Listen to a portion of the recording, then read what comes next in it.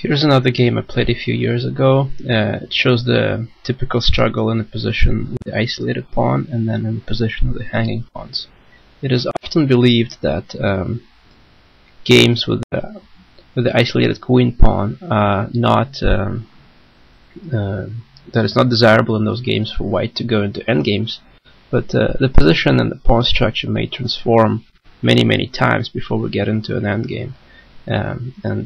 It will all depend on the details of the exact position at the time when you decide whether to go into an endgame or not. I was playing with the white pieces here, and in the Caracan I played the Panov Attack.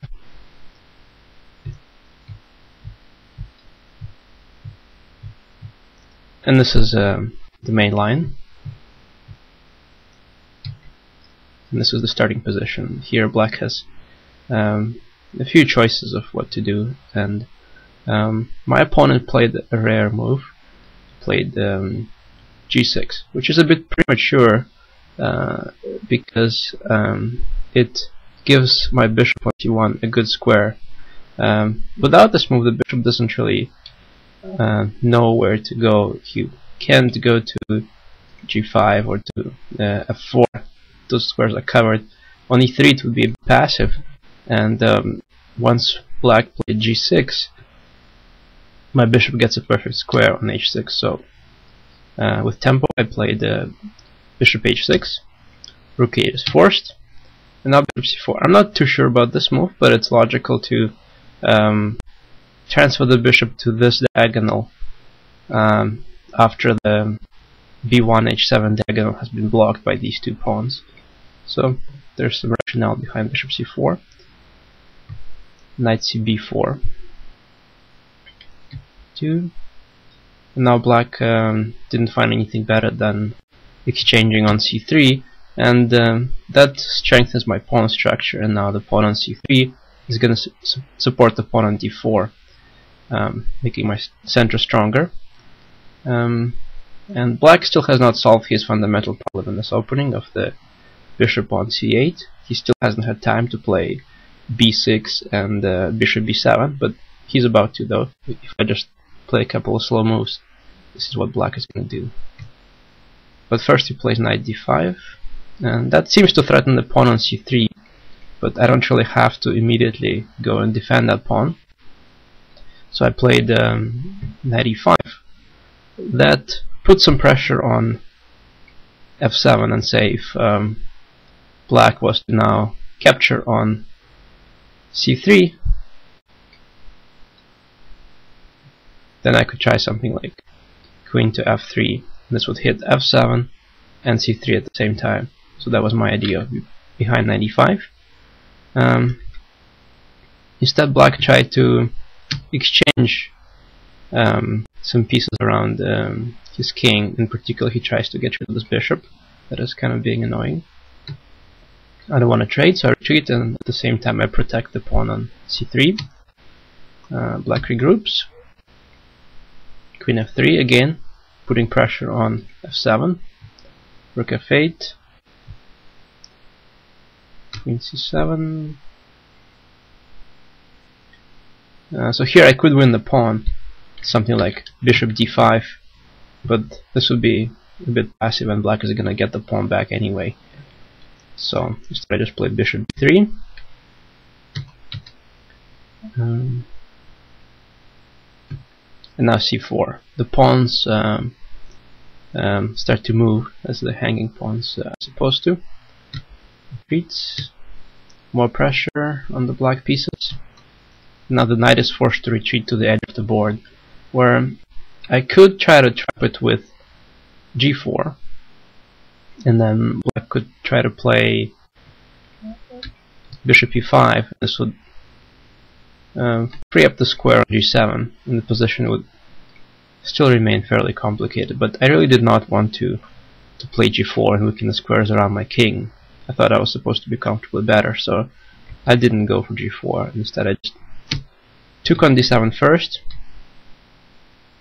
and now I decided that, well, hey, my rooks are standing right in the center, so I might as well try to open up some files in the center, so I played d5.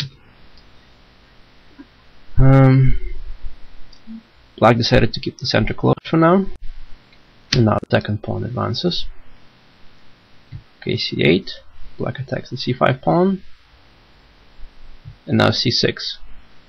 So this is an interesting idea. I'm noticing that the black pieces are kind of cluttered on the king's side, and they're not really doing anything in the center. So I thought if I could invade with my rook on d7, this would be a big plus.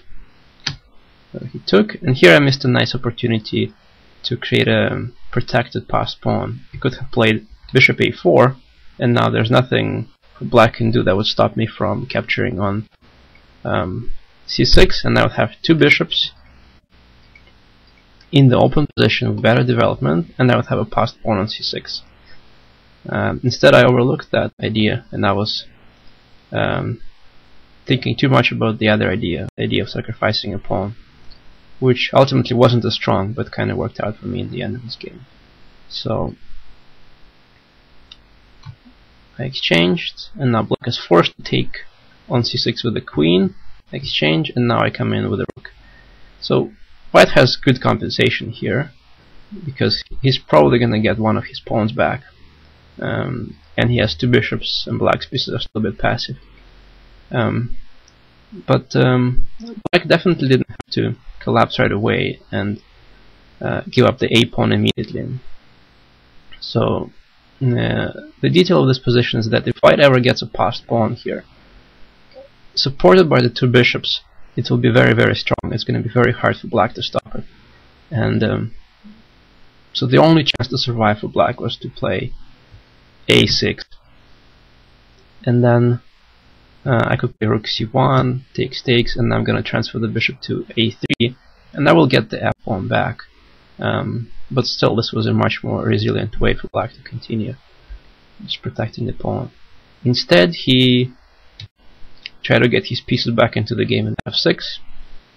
I just captured the pawn, and now white has a very solid advantage here. The a pawn will start to move forward soon, and it's going to be hard for black to do anything about it. So, and black was also heading into time trouble here. So the rest of the game is more the matter of technique. So let's see how I managed to convert it. H6, bishop d2. The rooks have to retreat as they are getting harassed by the bishops. H3, just create the escape square for the king. Now the second rook comes to the d file and potentially to the 7th rank, and black's pieces still don't have any good squares. Has to go back to cover up d7, and now this seems to be winning a second pawn. Even the rook retreated. I decided to keep the rooks on the board, because in time trouble it's going to be harder for my opponent to keep things organized when there's a lot of pieces flying around. 794, bishop b6. Second rook comes in, and again now f7 is very hard to protect. My opponent couldn't find any good defense here.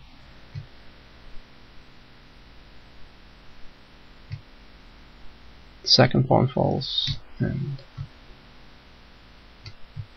this position is not the exact position where my opponent resigned, but we were running short on time, and I just managed to push the pawn up the a file, and with two bishops that was very easy, and I managed to win the game.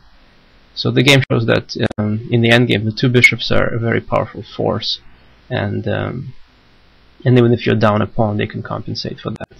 And if you create a passed pawn with two bishops, you're almost guaranteed to have a win if there's no other factors in the position.